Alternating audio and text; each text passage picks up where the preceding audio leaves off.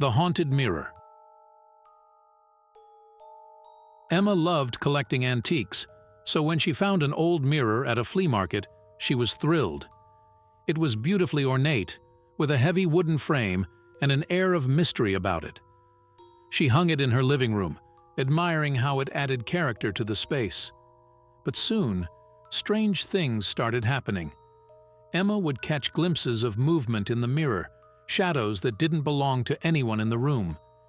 She tried to brush it off, thinking it was just her imagination. One evening, as she was reading on the couch, she looked up and saw a figure standing in the mirror. It was a woman, her eyes hollow and filled with sorrow. Emma turned around quickly, but no one was there. She looked back at the mirror, and the figure was gone. Night after night, the woman appeared in the mirror, always staring at Emma with those haunting eyes. Emma started to feel like she was being watched all the time. She couldn't sleep, couldn't eat, and her health began to deteriorate. Desperate for answers, she researched the mirror's history and discovered that it once belonged to a woman who had been murdered by her jealous husband. Her spirit was trapped in the mirror, seeking someone to help her find peace. Emma decided to get rid of the mirror, but no matter what she did, it always found its way back into her home. The haunting continued, and Emma felt her sanity slipping away. One night, the woman in the mirror reached out, her hand breaking through the glass. Emma screamed as the cold fingers wrapped around her wrist, pulling her into the darkness. She was never seen again, but sometimes, late at night, neighbors claimed they could hear her screams coming from the house. One new owner claimed to have seen Emma's reflection in the mirror, now sharing the same hollow, sorrowful eyes as the original ghost. The Abandoned Asylum. Tom and his friends loved exploring abandoned places, so when they heard about the old asylum on the outskirts of town, they couldn't resist. The building had been closed for decades, rumored to be haunted by the spirits of the patients who had suffered there. They arrived at the asylum just as the sun was setting.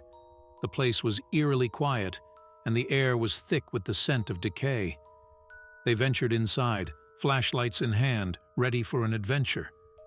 As they wandered through the dark hallways, they began to hear strange noises.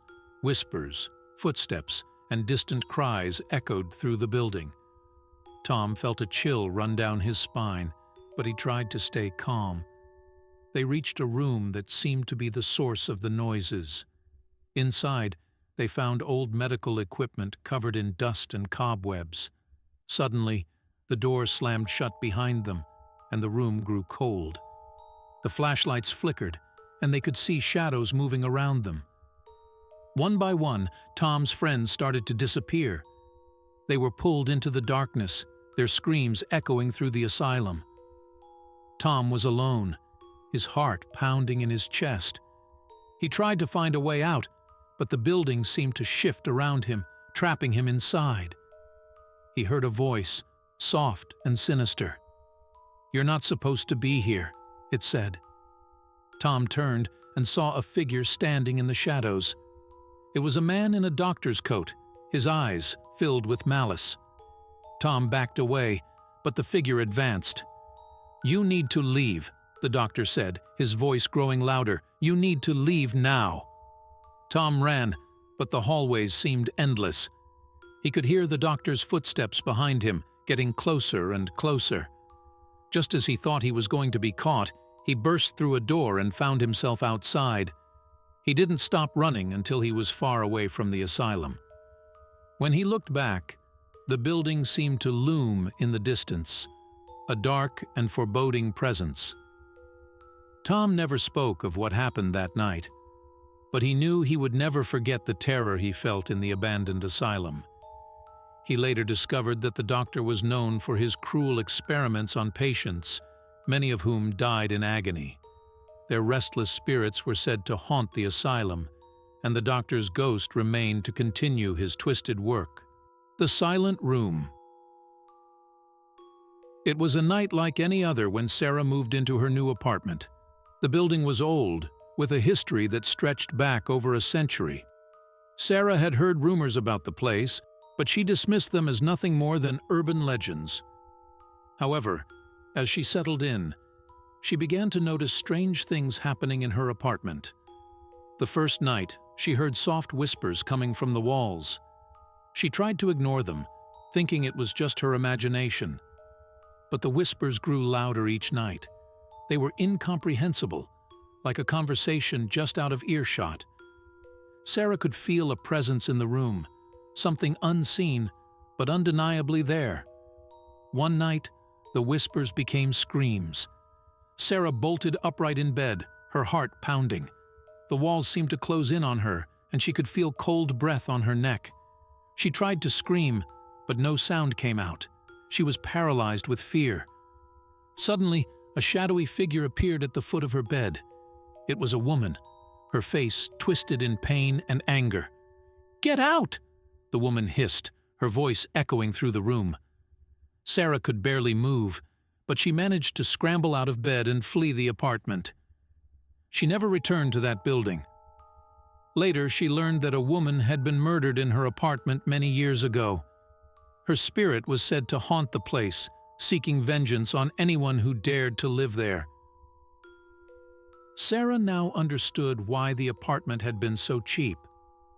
The legend was that the woman had been locked in that room by her husband, who suspected her of infidelity.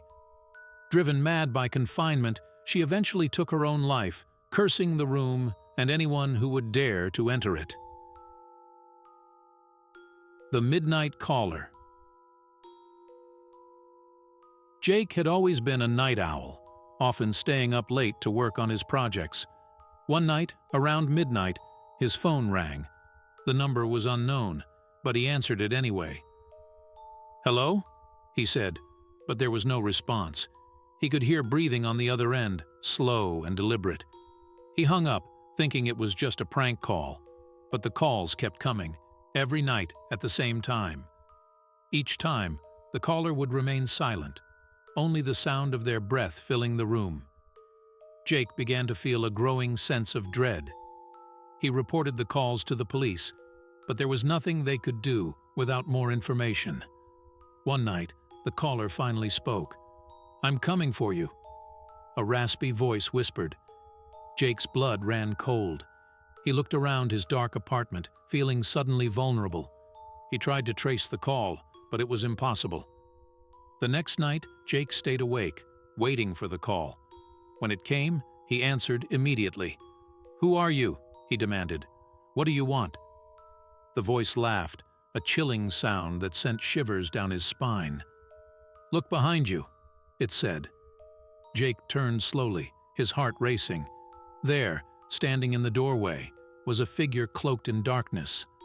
The phone slipped from his hand as he backed away. The figure advanced, and Jake's screams were the last sound that filled the room before everything went silent. The police found his apartment empty the next day, with no sign of forced entry. The only clue was Jake's phone, with the call history wiped clean except for the last call at midnight.